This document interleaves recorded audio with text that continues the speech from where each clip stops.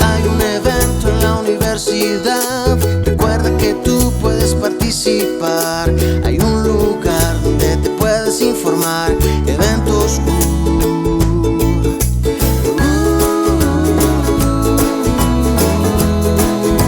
Eventos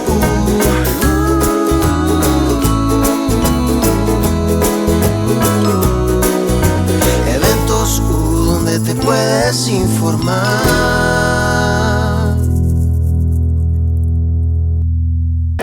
Continuamos con el cubrimiento especial de esta jornada académica organizada por el Plan de Estudios de Derecho para los estudiantes de este programa académico. A esta hora me acompaña el doctor Alfonso Chamier. Él es especialista en Derecho Administrativo. Doctor, bienvenido. Cuéntenos algunos de los temas que se van a tocar durante la conferencia en el día de hoy. Buenas tardes, muy amable. Sí, esta tarde vamos a tener la oportunidad de conversar, digamos, con los estudiantes sobre el tema de la teoría del caso en las técnicas del juicio oral. A raíz de la implementación ya hace 10 años del sistema penal acusatorio en Colombia, lo que cambió todo el sistema oral o el sistema escritural al sistema oral, llevó a que era necesario establecer unas técnicas para el juicio, y dentro de esas técnicas está lo que se conoce como la teoría del caso. Entonces, sobre ese tema vamos a charlar en la sesión de esta tarde. Doctor, ¿por qué es tan importante que los estudiantes o el estamento estudiantil de las universidades reciban este tipo de conferencias? Pues porque la tendencia del procesal en general en Colombia va hacia la oralidad. Ya hace muchos años se había iniciado la oralidad en el proceso laboral, el cual finalmente se quedó, se puede decir, rezagado, y como le decía, con la implementación del sistema penal acusatorio, la oralidad en el proceso penal pues hace que estas técnicas sean necesarias para el estudiante y futuro profesional del derecho. Y como le decía, con la implementación que se va haciendo de la oralidad en los otros procesos, ya se inició oralidad en el proceso administrativo, en el proceso civil, pues va a ser también muy importante que los estudiantes conozcan y practiquen sobre todo estas técnicas que llamamos actualmente técnicas del juicio oral. Al doctor Alfonso Chamier, muchas gracias por la información. Es la información que se registra desde aquí, desde la sala de audiencia. Los dejamos con unos apartes de esta importante conferencia. Eventos donde te puedes informar.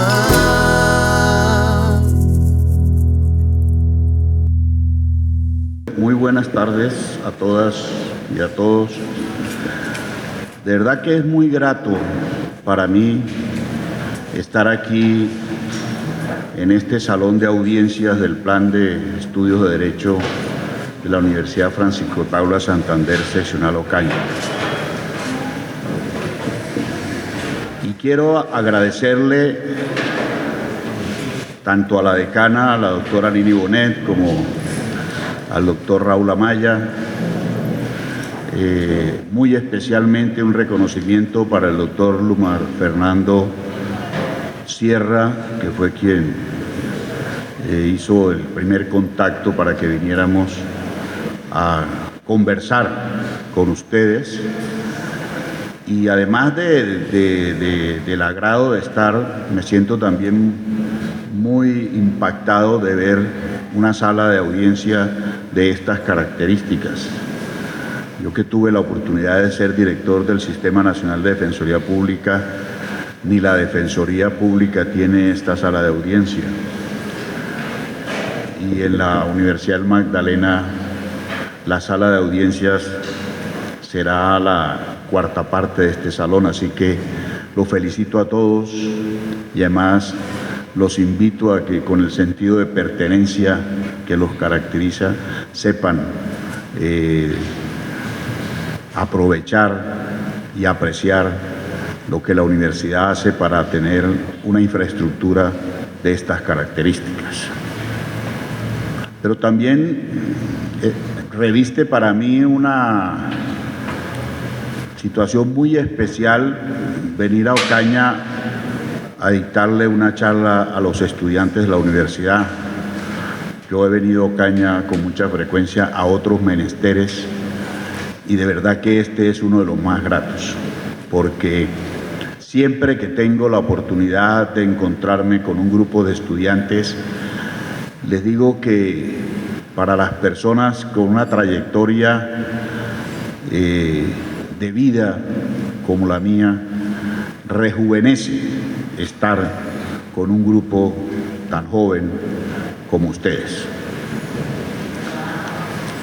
Pero también para mí esto reviste un compromiso muy grande, porque de pronto se ha generado alrededor de estas conferencias unas expectativas que no sean o que de pronto no respondan a la expectativa que se ha creado, sobre todo en un tema que a mí personalmente se me ocurre debe ser un ladrillo para los estudiantes, que es este tema de la teoría del caso dentro de las técnicas de juicio oral.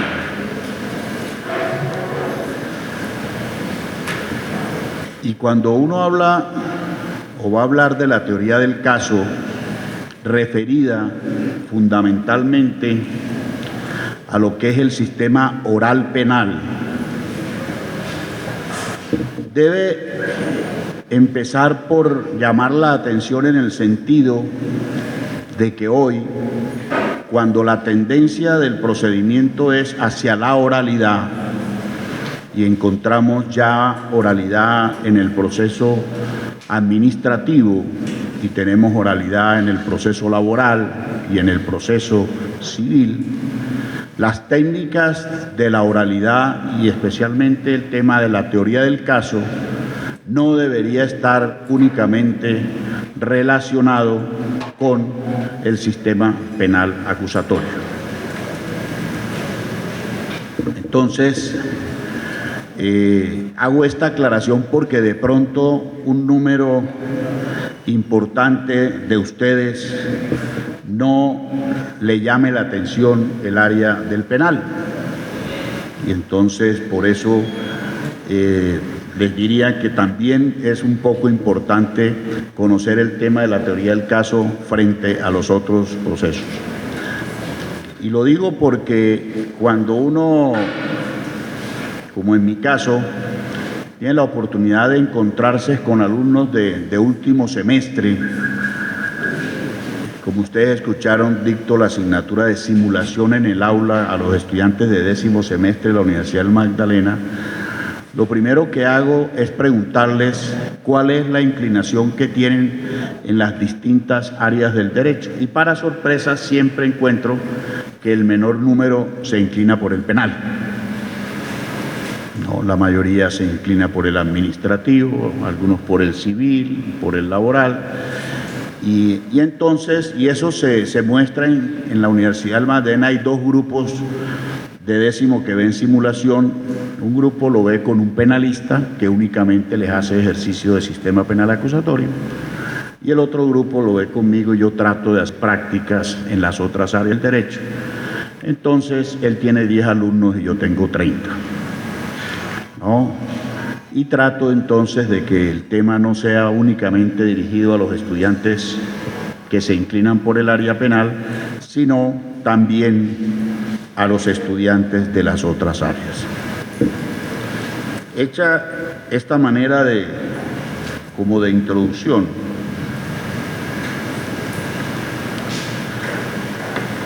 quisiera también observar que lo que fue en su inicio el sistema penal acusatorio, que de por sí, desde que se instauró en nuestro sistema con la Ley 906, no era lo que se conoce como un sistema acusatorio puro. Como quiera que los sistemas acusatorios puros son sistemas de partes, en donde una parte acusa y la otra parte defiende, y hay un juez imparcial que decide. Entre nosotros, desde el comienzo, eso no fue así, porque a la figura del sistema penal acusatorio inicialmente se le agregó, diríamos, la figura del procurador o la presencia del procurador en el sistema penal acusatorio, lo que desde el principio hizo que se desvirtuara ese sistema de partes, porque ya había un tercero interviniente que el doctor Gómez Pavalló, en su momento viceprocurador, digo yo, se iba casi que fundiendo el cerebro para encontrar cuál era la justificación de la presencia de la Procuraduría en un sistema penal acusatorio.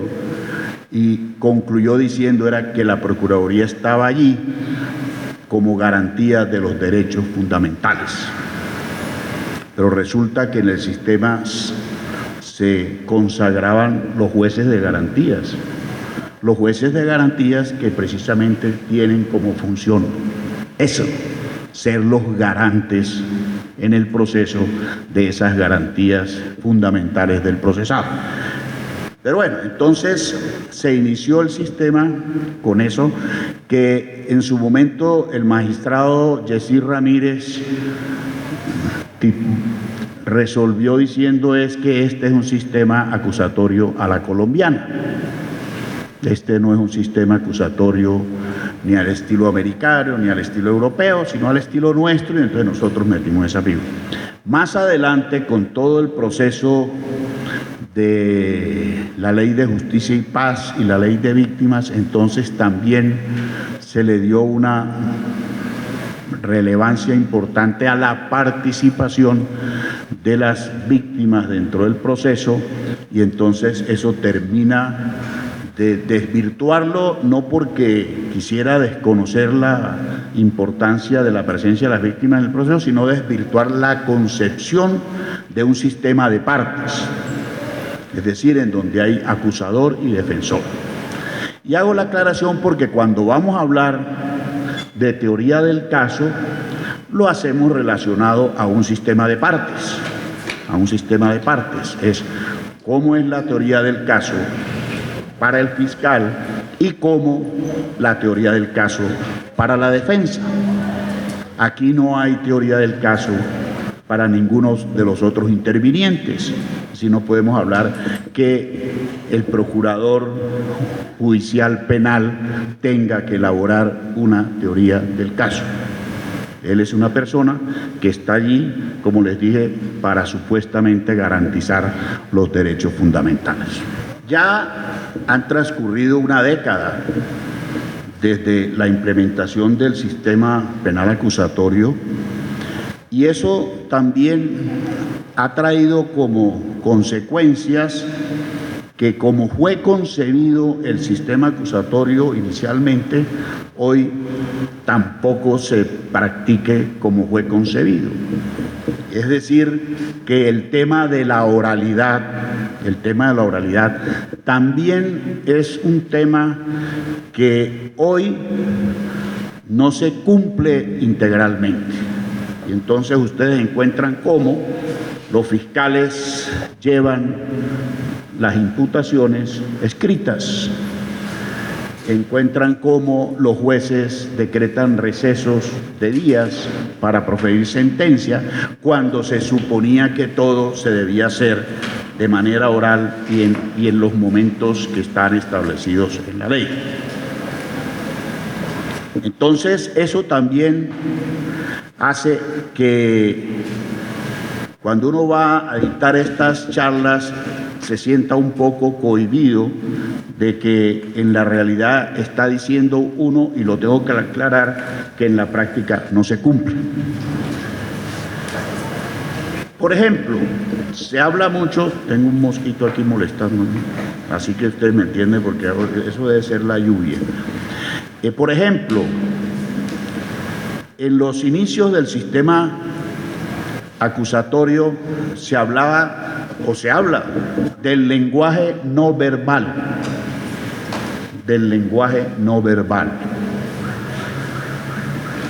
Inclusive en las primeras capacitaciones de los defensores públicos se les enseñaba, todavía se les enseña a ese lenguaje no verbal, que es la expresión corporal.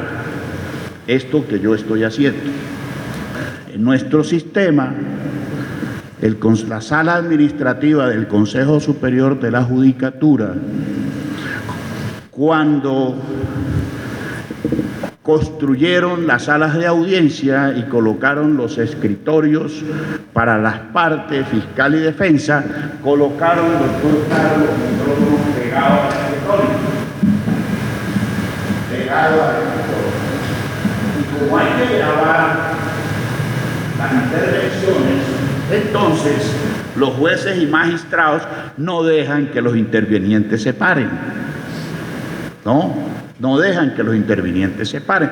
Y entonces hasta ahí nos llega la posibilidad de la expresión corporal o del lenguaje no verbal. Lo hacíamos mejor con el doctor Jairo Claro era fiscal, y teníamos audiencias frente a los jurados.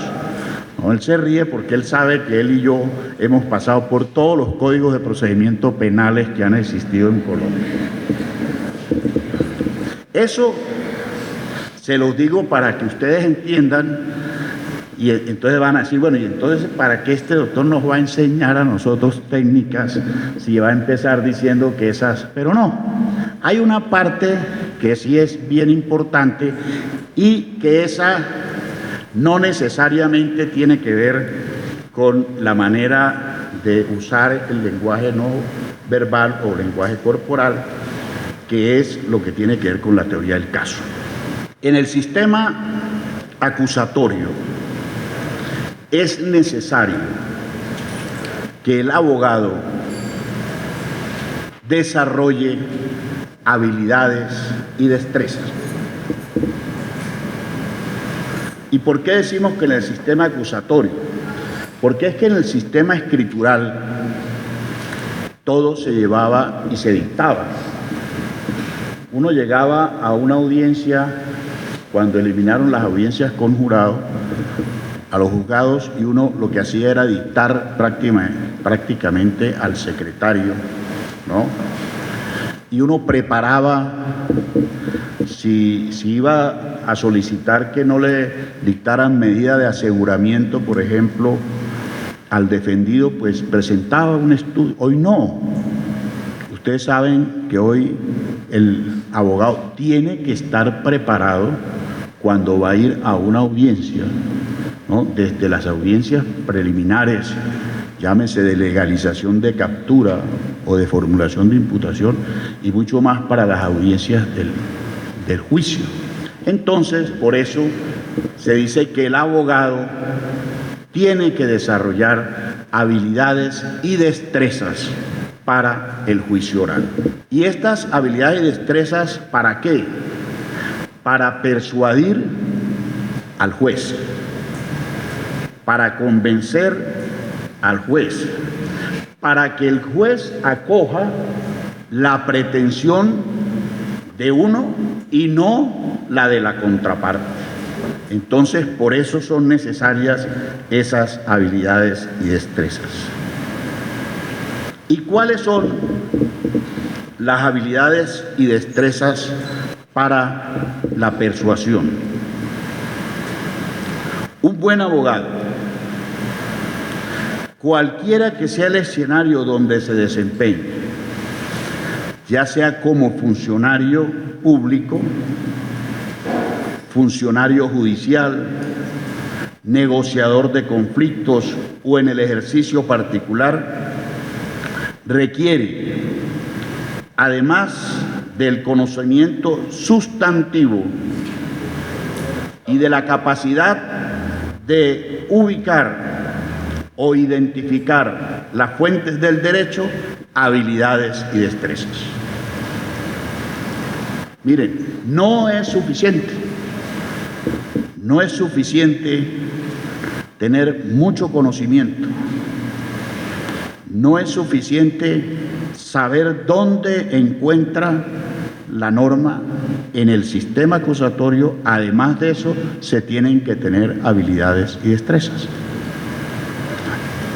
Esto es comparable con aquellos profesores que siempre hemos tenido, que son muy sabios, que saben mucho,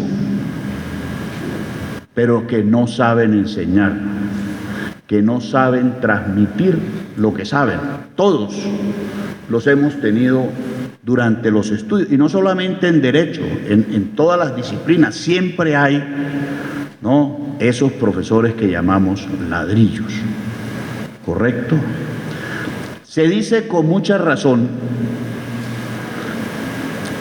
que no es buen profesor el que sabe mucho, pero enseña poco,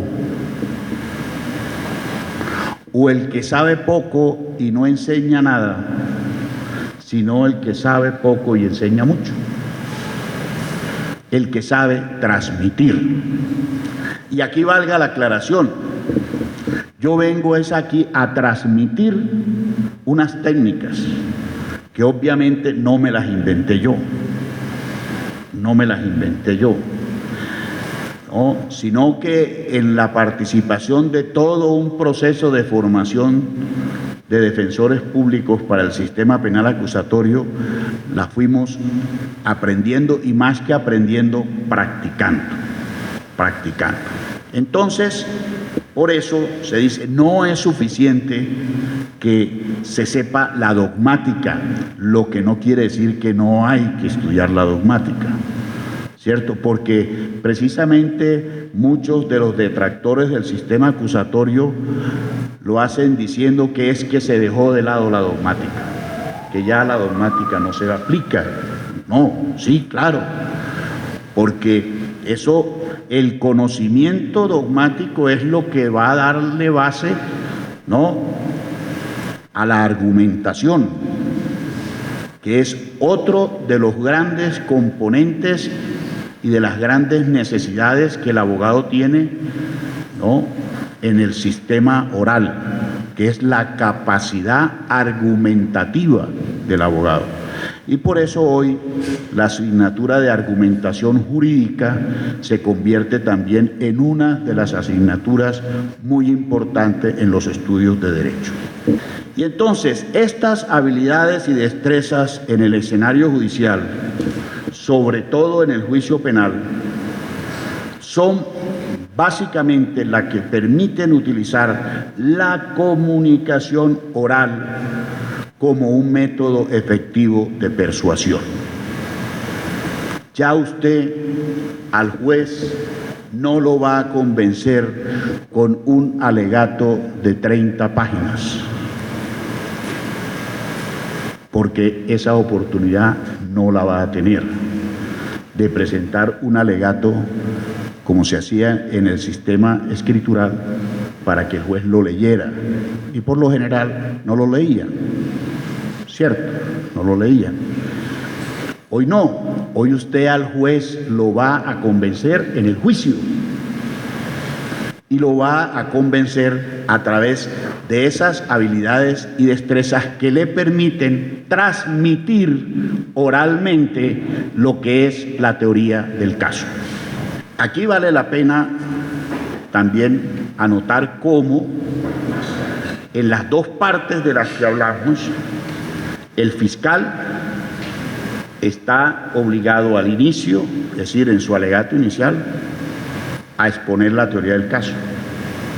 La defensa tiene la posibilidad de hacerlo o no hacerlo.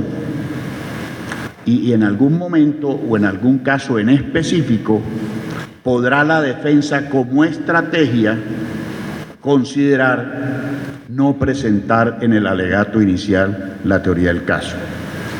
Pero eso no quiere decir que no la tenga. Ojo, ¿cierto? Una cosa es que la defensa no esté obligada a exponer en el alegato inicial la teoría del caso, y otra cosa es que no tenga teoría del caso. Tiene que tener teoría del caso, sino que la estrategia de acuerdo al caso es no presentarla, ¿correcto? Pero ahí no nos podemos equivocar en creer que como no tiene la obligación, entonces la defensa no hace teoría del caso, porque estaría incurriendo en gravísimo error. Para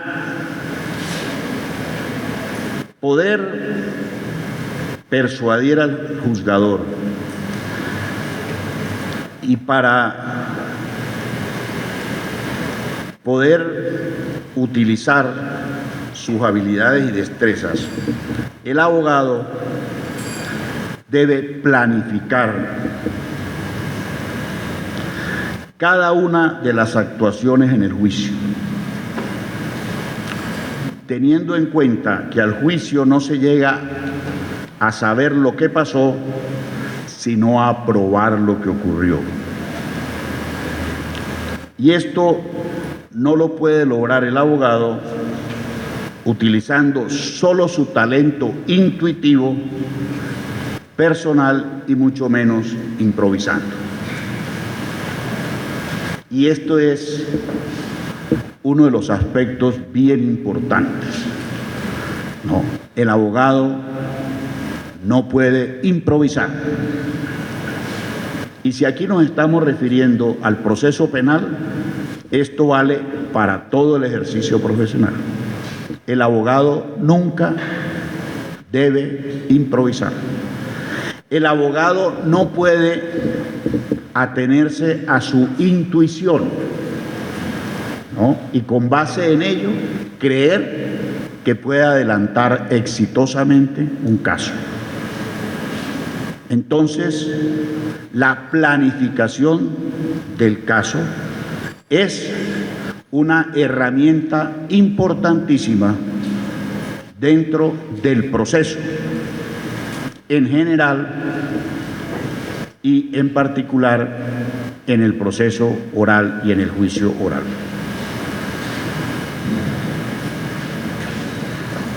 Ahora, las normas y la prueba son los instrumentos para la persuasión.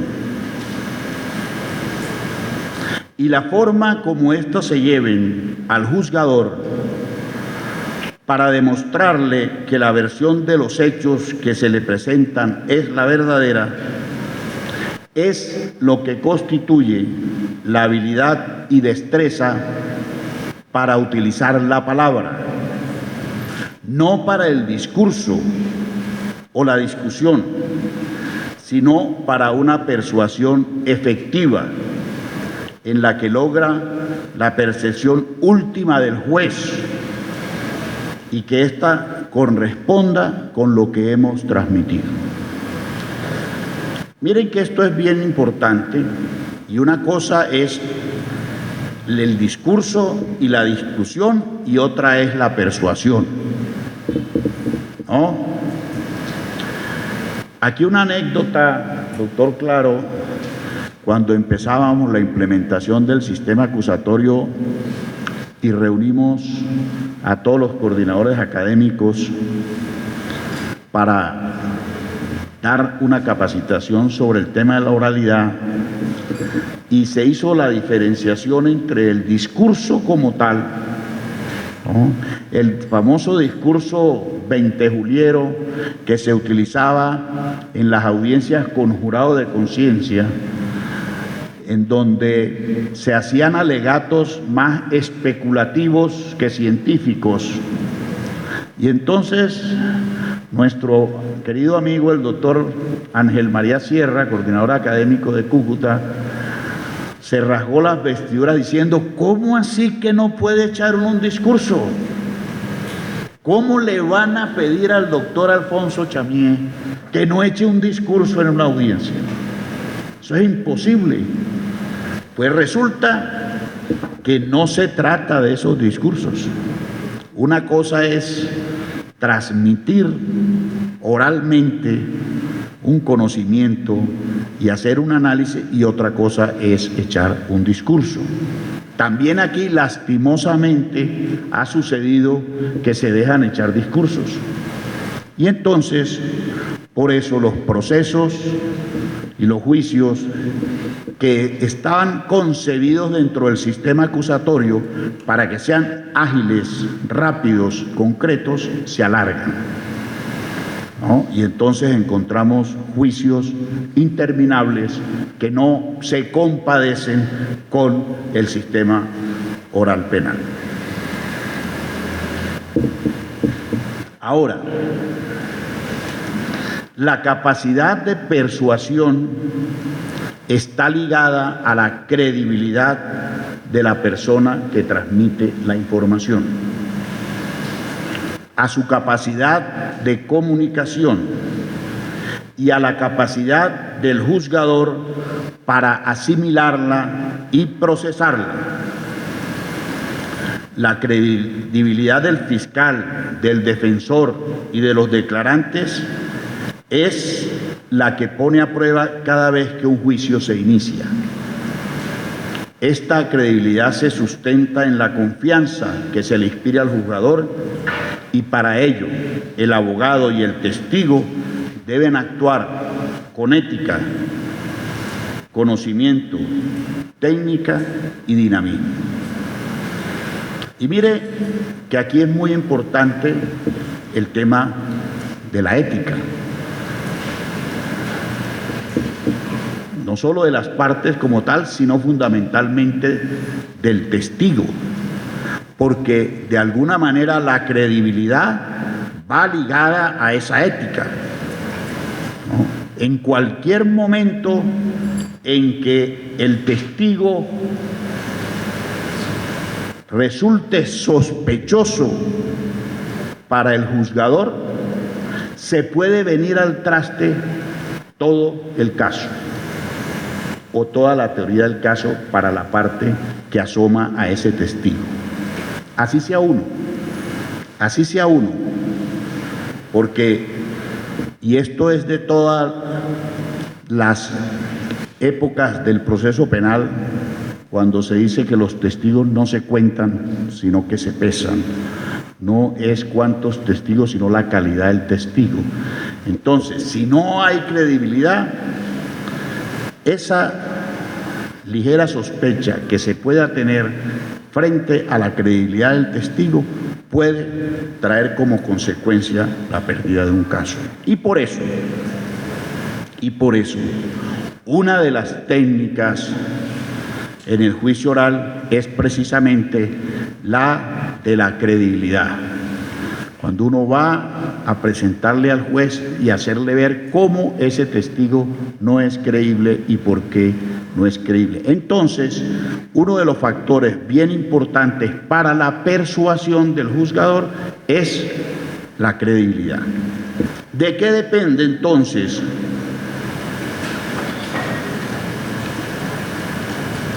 que el abogado, al presentar su pretensión, sea convincente y logre persuadir al juez? Depende de que pueda formular una teoría del caso lógica, creíble y jurídicamente suficiente y que se pueda probar.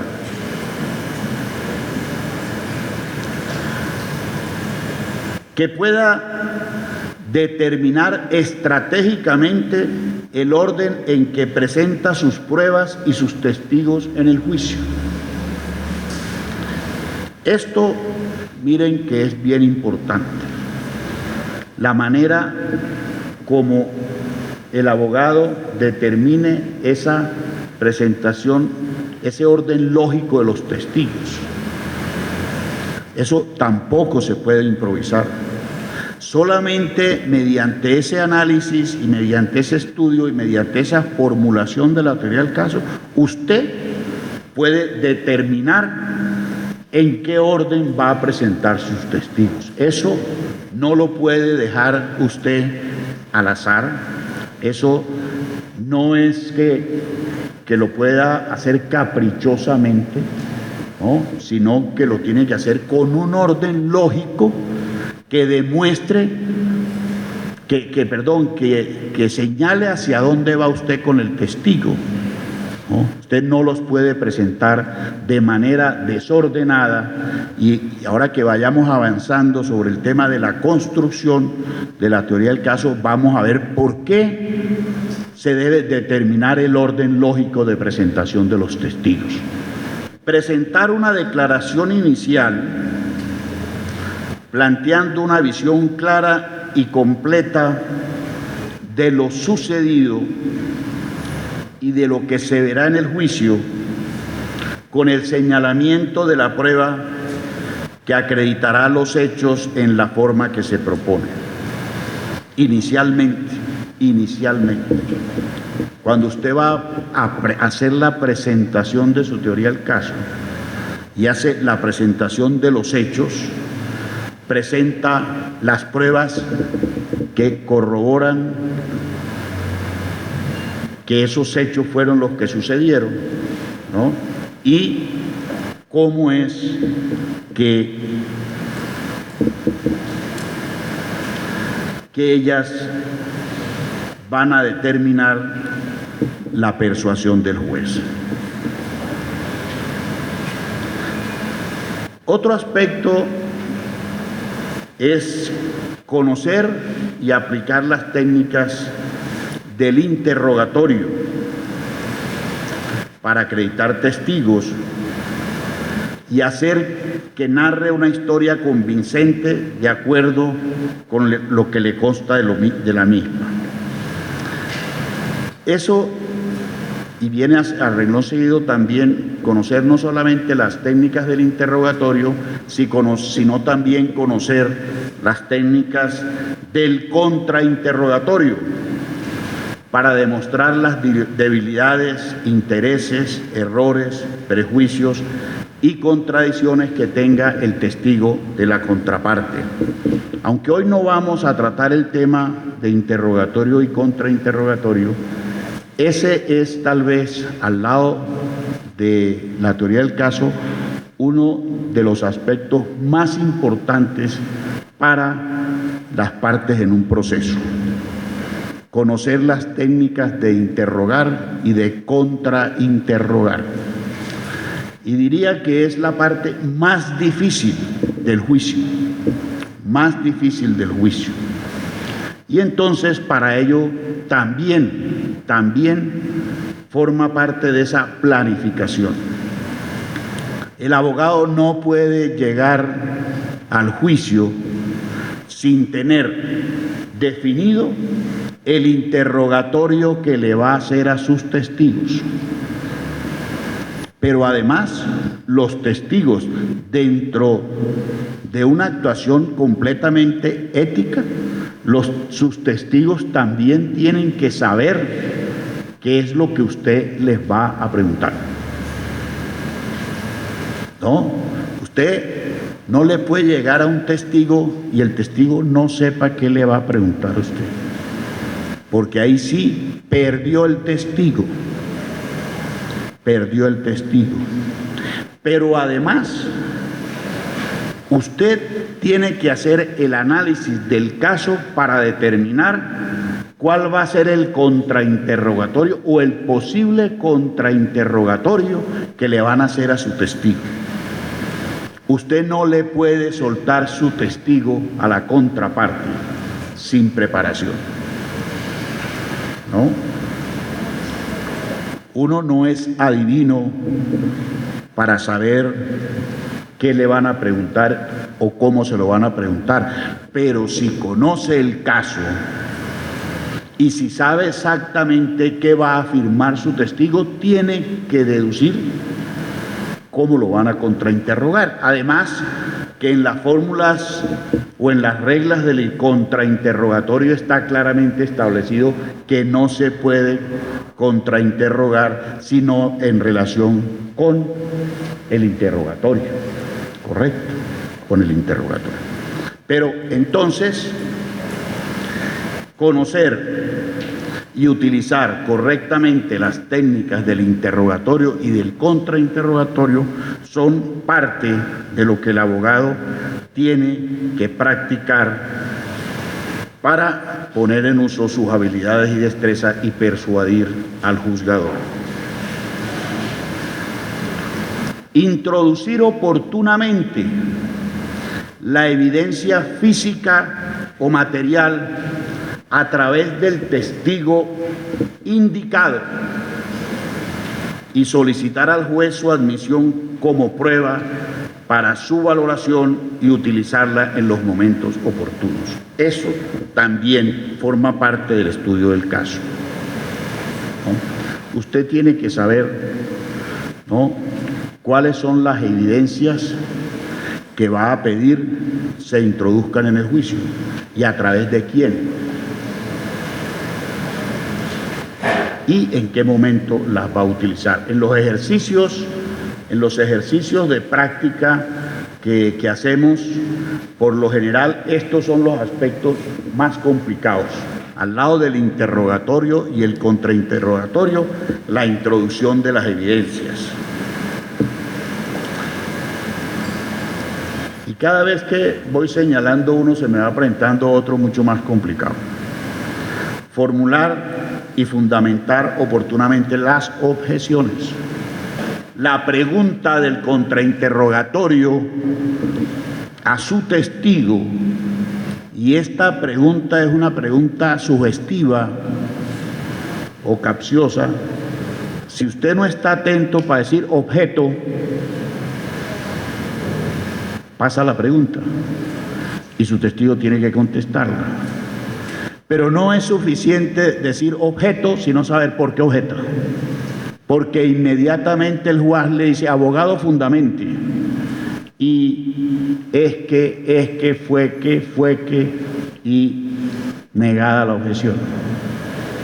Y para esto también, entonces, todo, miren cómo todo está interrelacionado de tal manera que usted esté tan preparado, pero igual tan atento, ¿no?, que es un ejercicio de pregunta-respuesta, de pregunta-respuesta, pregunta-respuesta, pregunta-respuesta. Entonces, formular y fundamentar oportunamente una objeción. Eventos donde te puedes informar.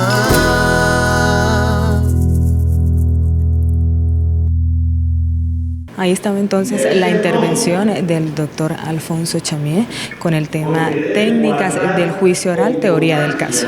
La siguiente es la opinión de los estudiantes frente a la importancia que se realicen este tipo de actividades durante el proceso de su formación. Eventos donde te puedes informar.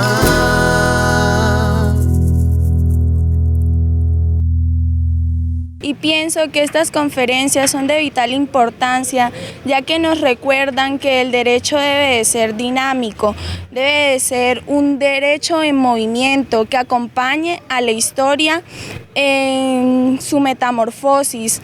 También el derecho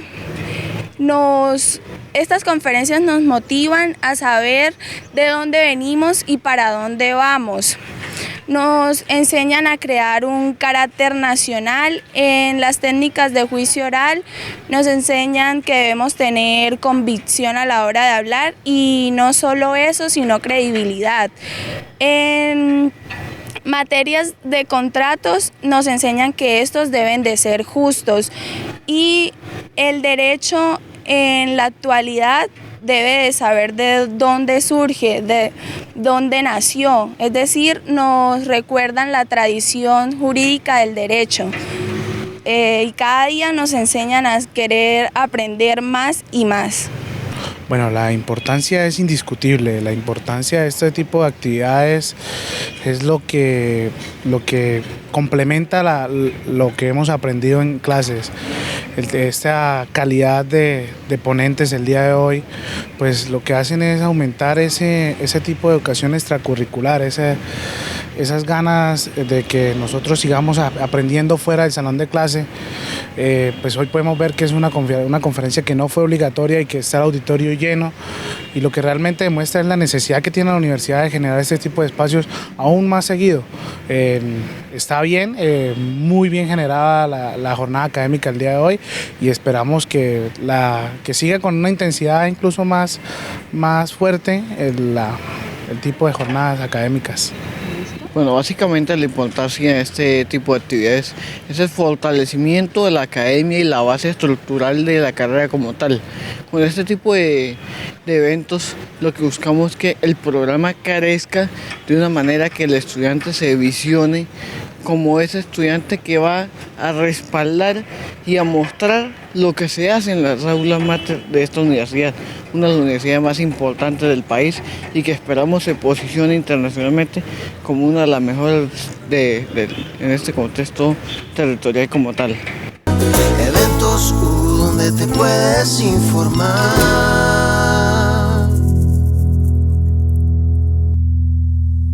Ahí estaba entonces la opinión de los estudiantes del Plan de Estudio de Derecho, quienes son los más interesados con este tipo de conferencias. Más adelante continuaremos con más de esta jornada académica. Hasta entonces. Si hay un evento en la universidad, recuerda